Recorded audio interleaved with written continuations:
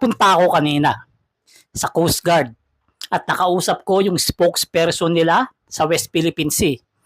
At ito ang tinanong ko at ito ang sinagot. Kasi meron kasi tayong mga kababayan na grupo na kung tawagin mga DDLs, inaano nila na bakit hindi na lang daw sundin ng gobyernong to yung sinabi dati ni dating Pangulong Duterte na ibigay na lang daw yung dagat natin, West Philippine Sea sa China. Total, tubig lang naman daw yan at meron pa naman daw tayong Pacific Ocean para raw matapos sa tunggulo na to at wala ng Pilipinong pasaktan.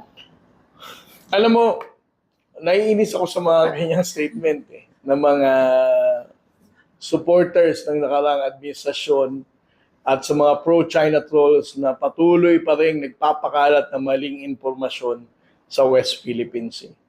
Hindi ko alam kung saan nila nakuha ang salitang magkakagera na. Sa bagay, yan din naman